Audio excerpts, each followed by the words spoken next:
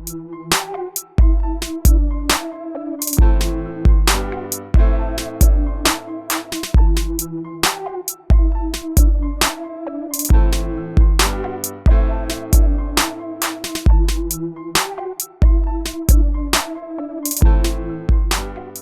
and gentlemen, hi, this is John Rocha here for the Outlaw Nation on the Deep Cut. I'm incredibly excited to welcome one of my favorite actors for quite some time.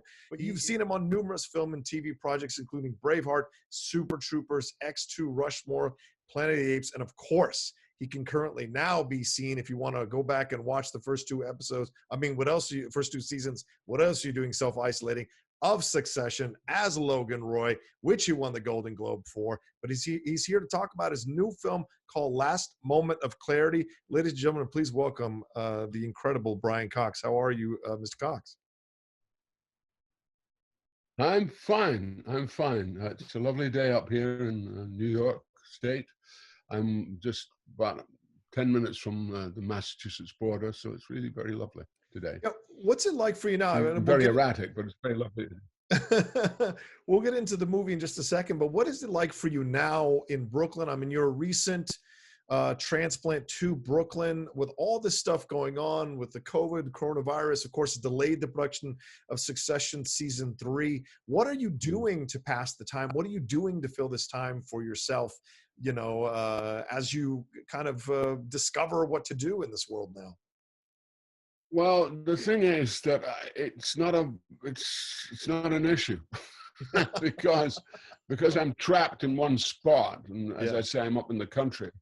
It's not an issue because people just say, "Can you do this? Can you do that? Can you do this? Can you do this?" I'm inundated with Zoom calls, and I've already made a Zoom movie. I've got to do a Zoom poetry reading. I've done lots of appeals for masks for Scotland, and it's been endless. I mean, it's been endless. And I also I've done my leg in. I've damaged my meniscus on my knee, so I'm slightly, So I'm a little slow at the moment. I can't get around in the way I used to be able to. I got a doctor's appointment tomorrow, so hopefully it'll be sorted out.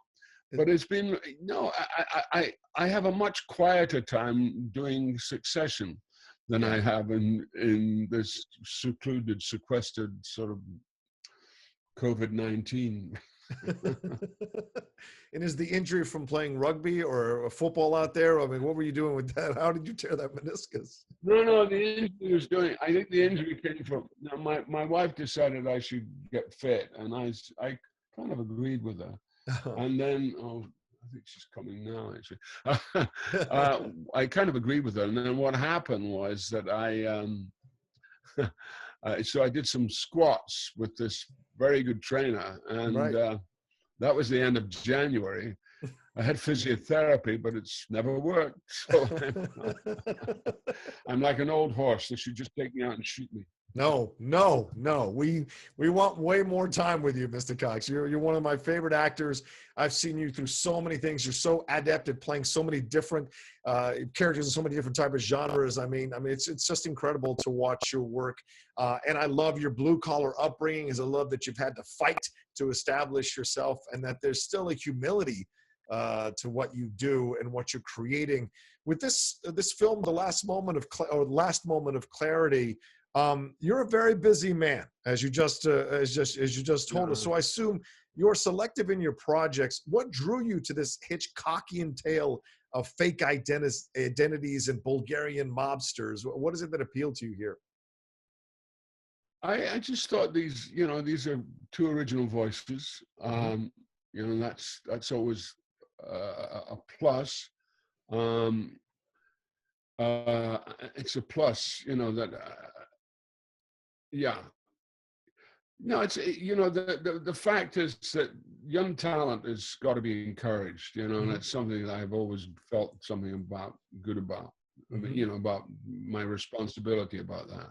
Yeah. But the thing has been that, you get, when you've got two writers and directors as these two guys, and they do a script like that, it behooves you to really be encouraging, and it moves you to try and, it was a good job. It was a great job to work on. There were two very nice young men, and they're really genuinely talented. I think they've got a big future ahead of them.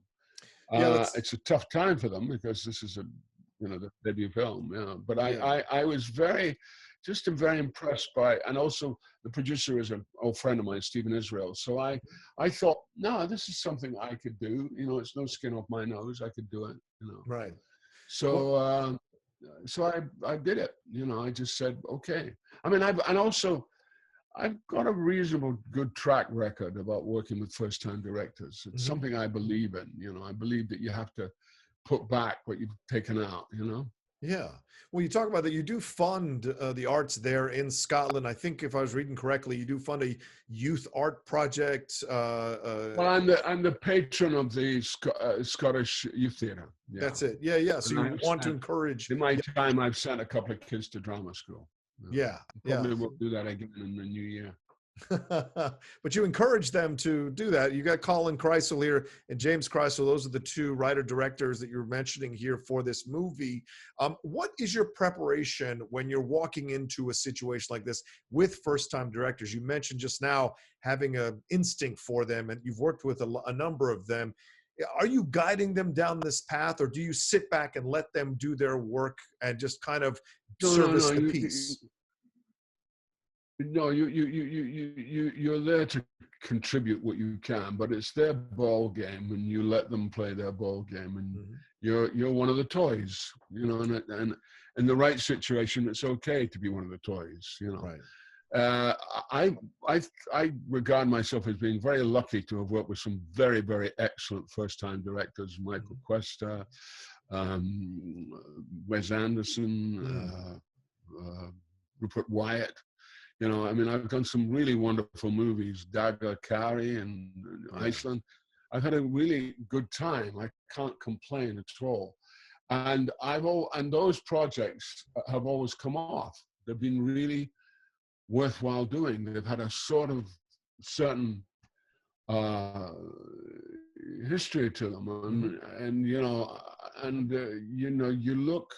When you look back, you go, oh, that was good. I did that. That was right. Yeah. Right. And because it's so easy to get caught in a syndrome of doing blockbusters or doing that, but you've got to keep moving and you've got to reinvent yourself. It's very important that we take risks and go into unknown territory. Take risks, but tie up your camels. Make sure. As I mentioned earlier, it has a Hitchcockian vibe, this film. Are you a big Hitchcock fan? I know you're, Irish. Yeah, what is your favorite? I know you're Scottish. What is your favorite Hitchcock film?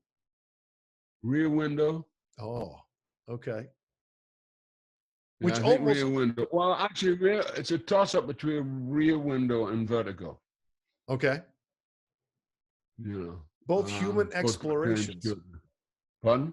Both explorations of the uglier side of humanity, even though they're protagonists.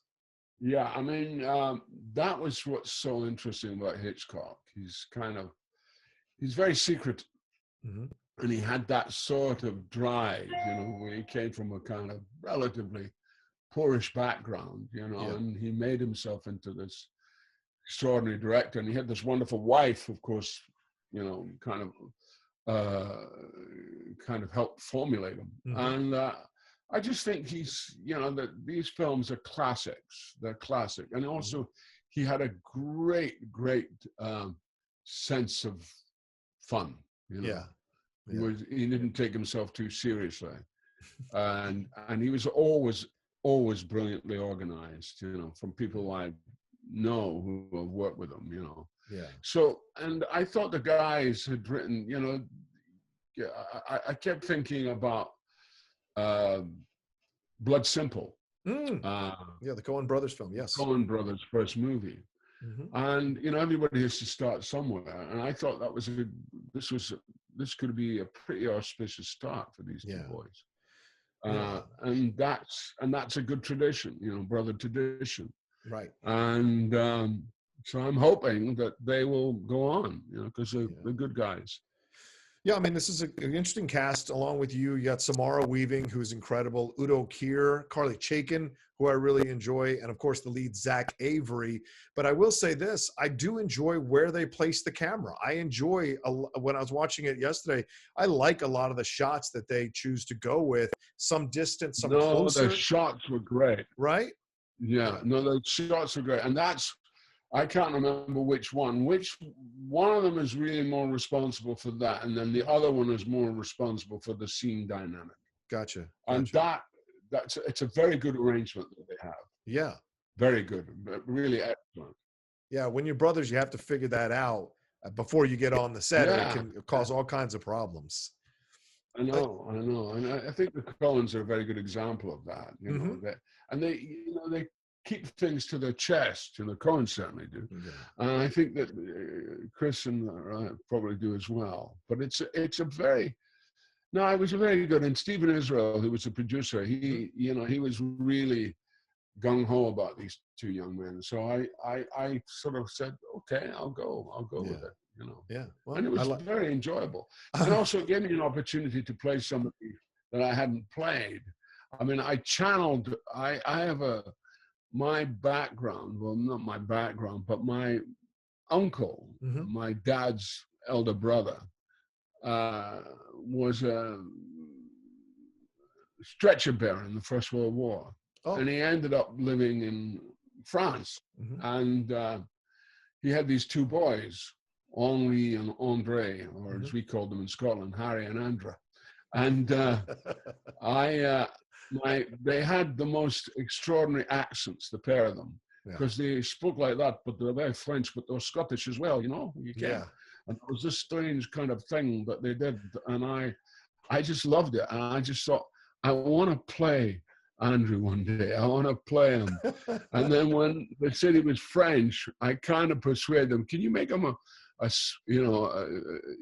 old alliance, because there's a great link between Scotland and France. You may or may not know, but it is. You know, Mary Queen of Scots, she was married to Guise, she was half French. Right. So that was very strong in our history. So I just decided, you know, and I said, it would be great if you, and they were great. They said, oh, great, go ahead. You know, they said, fine, that sounds good. So they did it, and right off the bat, I think there's a little. Sorry. Yeah. And right off the bat, I could sense that from the first scene. Yeah. And then the Scottish kind of creeps in as the scene goes along, and you're like, oh, okay, they're going to let him play this Scottish. Oh, I like this. This is interesting. Yeah. No, it was great because, and I did it. So I was channeling my two, sadly, they're no longer with us, but my two cousins. They were both interned during the war. So they had a pretty rough war. I mean, my uncle was a masseuse for a football team, and he got cut off from his family at the time of Dunkirk, the Germans, and didn't get back home he didn't get home till, he actually never got home. He stayed in Scotland. Wow. Never got back to France. His family came, but he never got back. Right. Well, and you played Churchill and had to deal with that Dunkirk. I was watching stuff because I'm a massive fan of Winston Churchill as a character, as a person, as a statesman, what happened during World War II. So, in fact, I visited the UK last year, and the first place I went was the Churchill bunker that they have there. Yeah, the war rooms. The war rooms. That was just I had to go there. We landed and we went straight there with the taxi because I just wanted to be down in there and enjoy it. So he was a great character, Churchill. He was our MP, from my hometown. Oh, and they kicked him. Oh yeah, he was. He was the MP from 1908 to 1922. It was a long time. But he was then. They kicked him out. They didn't like what he did with the Irish. They really didn't like what he did with the Irish. Yeah. All the wheeling dealing. So, but he was an extraordinary man. Extraordinary man. Well, speaking of extraordinary men, I'd be remiss not to ask you about Succession. It's heading into its third season. You've won a Golden Globe, as I said earlier, for playing Logan Roy. What thrills you the most about putting on Logan Roy's skin when you step onto the set to play this character? Well, because he's such a nihilist. He's a nihilist, and he doesn't give a shit about anything. Right. and except for money. But even money, he's got a kind of sort of willful relationship to. Mm-hmm. So he's, you know, and that's what I love about him, you know, that he is, you know, they describe him as my evil twin. You know, because, you know, he's born in this didn't happen till ages, but he's born in the same town as me.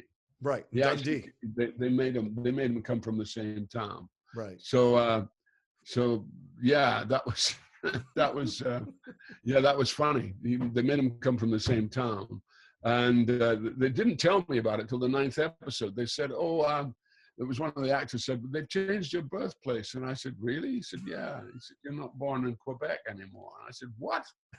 9 episodes in, I'm not born in Quebec." He said, "No. You're born." And so, I said, "Wait." He said, "Oh, I can't remember." He said, "Oh, let me check." So he got his device and he went, "Oh yeah, somewhere called Dundee, Scotland." He said, "Well, that's my hometown." You know? Well, how deep is your preparation to play Logan? I mean, because every season they put you through. I know you put everyone else through the ringer, but as a character, you also get put through the ringer, dealing with your kids, dealing with the nuttiness of it. Are you studying? Do you read about this? No, none of that stuff. No, Okay. none of that. No, just learn your lines and don't bump into the furniture. You know, I mean, Logan is such a gift. It's, you know, at my age, it's like it's a joy to play him because he's so. And also, what I love about Logan, and this happens sometimes with characters. I remember when I played Hannibal Lecter, the thing I always thought was the big mistake about when they went on with Hannibal Lecter is they lost his mystery. They lost who he really was. Right. Because they tried to make him this and that and everything. And I just thought you've shot yourself in the foot. Because Hannibal Lecter was a mysterious character and he was scary because we didn't know who he was. Right. I was determined to maintain that about Logan, is you don't really know who Logan is. And he comes from probably a pretty poor background. So yeah. I just thought that would be, you know, I thought that would be it. You know, I thought that would be the thing, you know, that I could identify with him. And also and the one thing he has is, and that I have as I've got older, is that we're both a little disappointed with the human experiment. Yes. Yes. You know, it's not quite what it should be, you know. Right. And we're seeing it now, you know, with people behaving in such a way, talking about their civil rights. And you go, wow, it's fine to talk about your civil rights, but you want to die? You're right. Right. That's one of the things I enjoy about you, Brian, is that, you know, you're very outspoken politically. When a lot of actors are nervous or afraid to lose money or projects or whatever, you've never stopped being outspoken. You've campaigned, you've switched parties, you've followed your heart and your gut with this, but you've never stopped being outspoken. And I appreciate that. It's something that, you know, that I think it was my mom actually who said it, you know, she said, it behooves you just to tell the truth. And I think telling the truth is so important. And I think there's so much, you know, people are spoiled, people behave badly. They think that they've got the right to do something. They talk about their civil rights when they don't even know the first thing about their civil rights. You know, because civil rights go both ways. It's not just your civil rights. It's about your civil rights towards others. Yeah. That's what civil rights is about. It's not about me. It's about community. How do we serve the community? Right. And this is what we're seeing at the moment. It's surprising, shocking, and totally understandable that since they've opened up Georgia and the death rates are rising. Right. Because it's nonsense what's going on at the moment. Yeah. Nonsense. You know, we're you know, it's tough being in this situation. It's particularly tough for young people. You know, I feel sorry. I have 2 teenage boys, and I've got one who's supposed to graduate this year and another one who's a little younger. And online schooling is tough. Right. And the life is tough for them because they are, you know, they get cabin fever stuck in this way. So you know, that's the reality, you know, and there's nothing we can do about it. That's the way it is, you know. We just have to face up to our responsibility. Yeah. And the idea of talking about civil rights is just makes me shut up. What can you tease, if you can tease anything? Because I mean, I've read other interviews where you've said season 3 is done. You guys were ready to shoot. Can you tease anything that might be changing now? Because I have to kill you if I did. If I tease anything. I can't do ask, that. I mean, you know, you can ask. I'll tell you though, because it was the first time that Jesse's filled me in. I think it might be something to do with winning the Golden Globe, but he actually, I don't know. You've achieved that status now that he can tell you. He doesn't operate that way. He doesn't give a shit about that stuff. So no, he's respectful. Of course, he's respectful, as we all are. But it doesn't alter his work ethic. And I think we had a meeting literally the day before lockdown, March the 13th, I think it was, and which was great. We had this long meeting, which was lovely. And he told me literally what's going to happen in the 3rd season, which we never know. We've never been told that before. This was complete. And I was, in fact, at one point I said, Jesse, I don't think you should be telling me this. Slow down, man. Slow down. He said, no. But I can tell you, it's a hell of a season. Wow. Well, I'm looking forward to it. And it's full of the most incredible twists and turns. Yeah. Which must excite you now, because seasons, it's great. They can get stale, storylines can repeat, but the fact that you're excited going into a season 3, that there's going to be even more intrigue, you know. I just hope we get it made, you know. Really, I mean, I think the talk is possibly September, maybe start. Oh, okay. Maybe. It depends. Right. I mean, we have to look into all the kind of aspects of the social distancing. Yes. Testing on a regular basis, you know, all of that we have to do, you know, and make sure that everybody, especially me, I'm diabetic, so I've got to be really careful. Yep. My dad was diabetic, so I get it. Trust me. I'm totally aware of how careful you have to be. And hopefully, Richard Thomas is not going to feed you sweets on the set to spike up your sugar. Thomas. I read about that. He nearly killed me, actually. Bless his heart. I want to ask you one last question, because I've taken enough of your time. Thank you so much, Brian. You've played, Stryker in X-Men. There's all this talk. The Star Wars are coming back. Is there a franchise that if you could regress all the way back to being a child or being a young man growing up, is there a franchise that you'd love to be a part of? Is the Marvel comic book stuff calling you back again, or Star Wars, or maybe even something more fantastical like Middle Earth? I've never been, to be honest with you, I've never been a Star Wars fan. Oh, okay. I don't.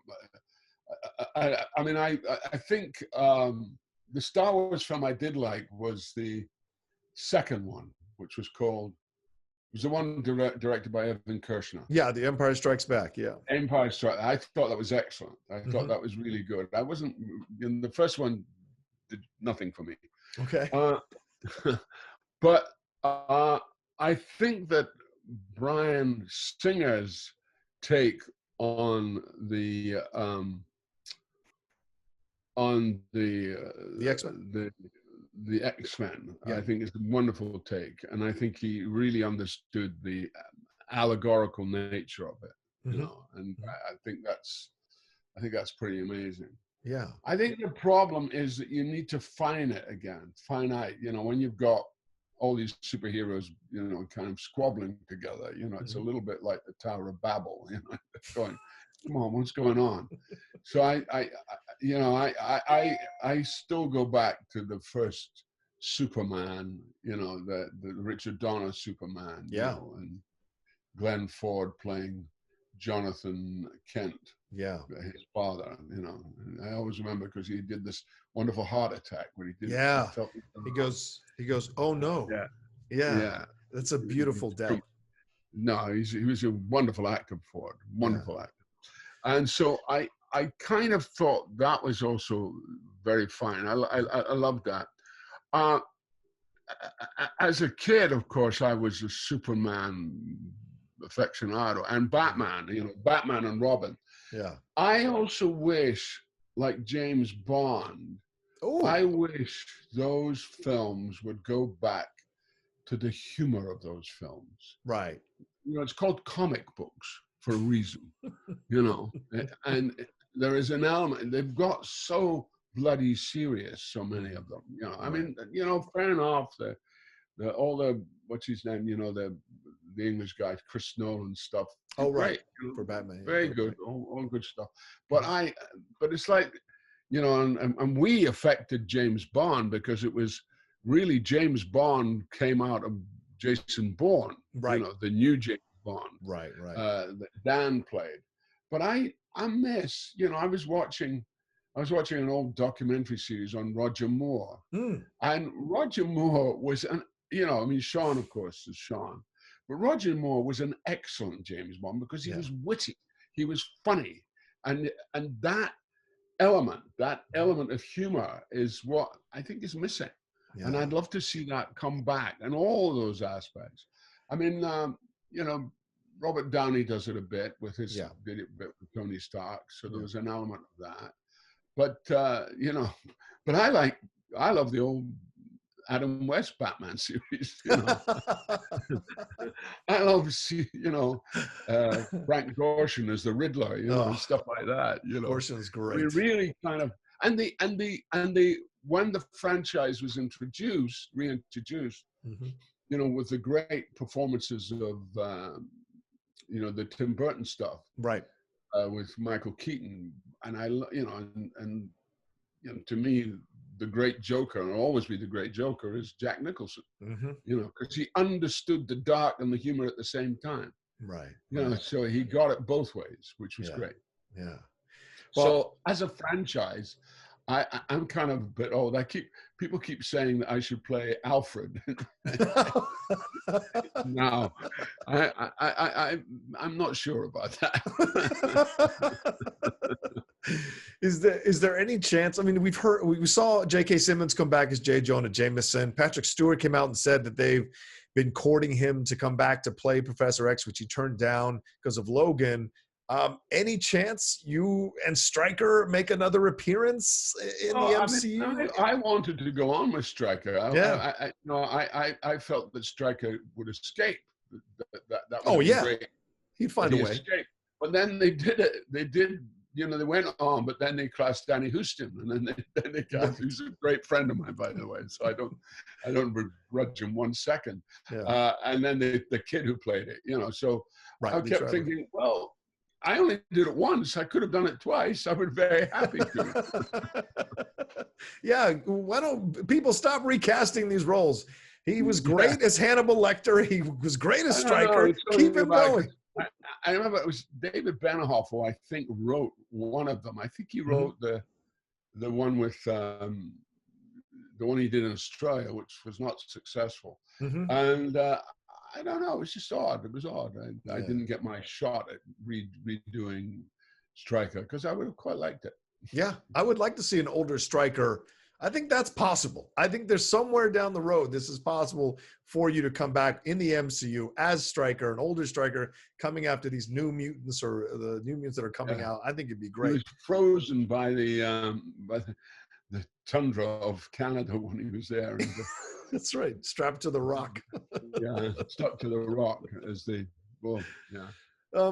Is there one? And I'll ask this is the last question, man. Is there one director that you've been itching to work with that hasn't happened yet for you? Is there one that you've constantly circled but haven't been able to get into his sights or her sights?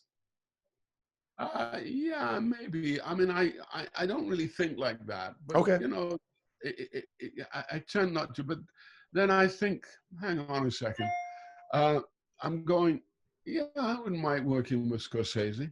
Oh, I wouldn't mind working with Spielberg. I've never worked with Spielberg. I mean, they're great. They're great cineasts, and just to work with a great cineast and somebody who has such a knowledge of cinema in a way, it would be a great thing to do, but I've been Yeah. lucky. I mean, I think Bryan Singer is a great director. I mean, a really tremendous director. And, so yeah, there's a possibility of that would be quite good. Oh, okay. And one last thing, do you have a favorite movie that you go back to all the time that kind of reaffirms your love of cinema? Because I can already tell you're, as you said, a cineast, a cinephile. You'll never believe this. Okay. The Super Court Troopers. Jester.